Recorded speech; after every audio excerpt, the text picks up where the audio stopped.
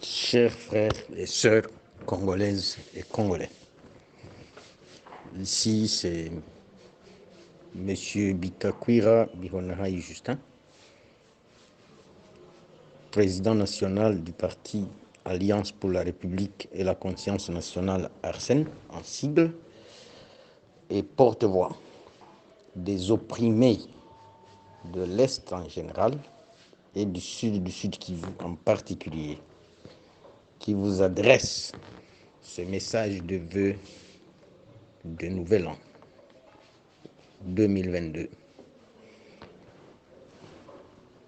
Je souhaite à tous et à toutes meilleurs vœux de Nouvel An 2022 et que cette année soit une année de bonheur, de prospérité, de longévité et de tous les biens.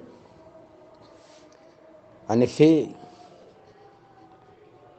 nous savons que la partie est de la République démocratique du Congo, depuis 1994, en passant par 1996, 98, jusqu'en 2003 et jusqu'à ce jour,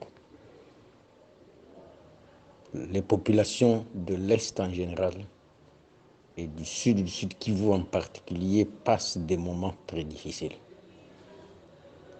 Mais nous espérons que cette année 2022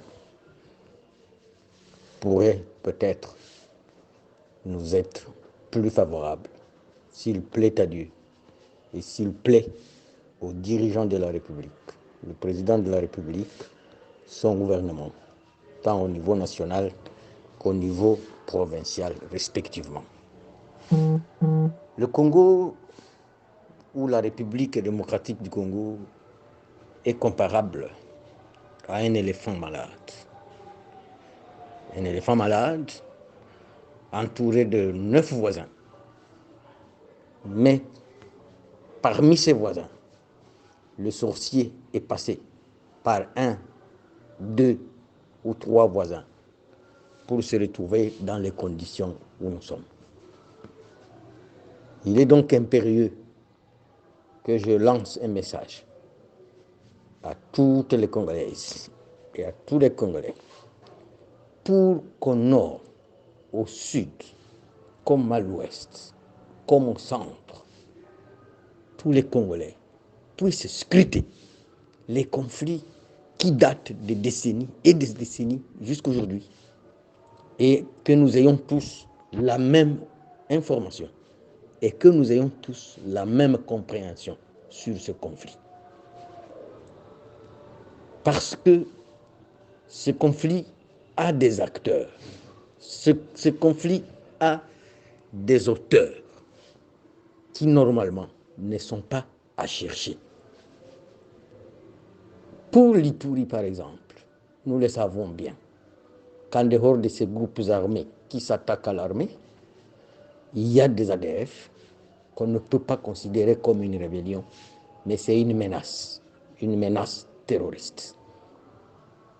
Pour le sud du Sud Kivu, il s'agit d'une rébellion qui ne dit pas son nom, parce que dans quel pays un officier supérieur militaire peut déserter l'armée et aller constituer sa milice qui s'attaque à l'armée, décapite des officiers de notre armée et il continue à s'appeler des groupes d'autodéfense. S'autodéfendre contre qui?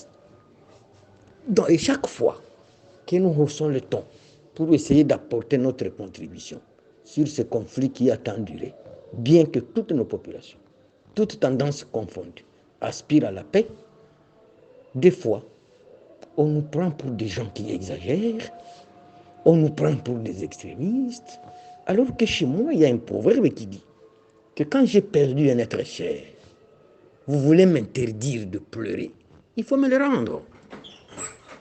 Il faut me le rendre.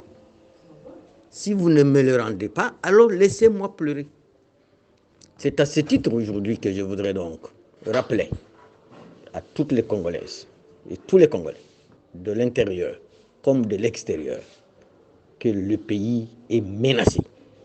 le pays est menacé. Et j'insistais toujours, mais on n'a pas voulu me comprendre, que depuis 94, 96, 98, il y a des compatriotes qui ont retourné leurs armes contre leur propre pays. Et ils sont dans notre armée. Souvent, il est regrettable que ces mêmes officiers, par mixage ou par telle ou autre opération, se retrouvent dans l'armée congolaise. Et pour voir le jeu qui se joue au niveau le plus supérieur, plusieurs de ces officiers ne sont nommés que dans les secteurs où ils avaient pris les armes et ils deviennent les officiers militaires tout en sachant que hier, ils s'étaient retournés contre le pays. De quoi peut-on attendre de tels officiers? Tel était RCD, tel était CNDP, tel était M23.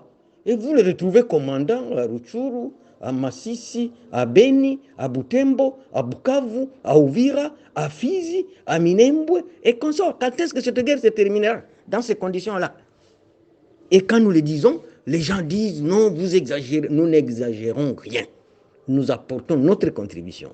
Et par mon message, je voudrais interpeller toutes les Congolaises et tous les Congolais du Grand Bandung, Grand Équateur, Congo central, le Grand Kasaï, peut-être aussi le Grand Katanga, pour que nous ayons des moments d'échange, pour ne pas être considérés comme si nous étions des intoxicateurs, alors que nous sommes les gens les plus informés sur le complot qui pèse contre la République. Nous aurons des occasions peut-être à faire des conférences au pays comme à l'extérieur du pays pour que la paix revienne en République démocratique du Congo. Et au cas où ces rébellions, où ces menaces persistent, nous pouvons implorer au président de la République d'appeler le peuple à la résistance. D'appeler le peuple à la résistance.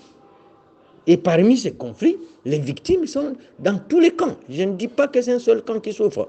Dans tous les camps, il y a des victimes, il y a des innocents.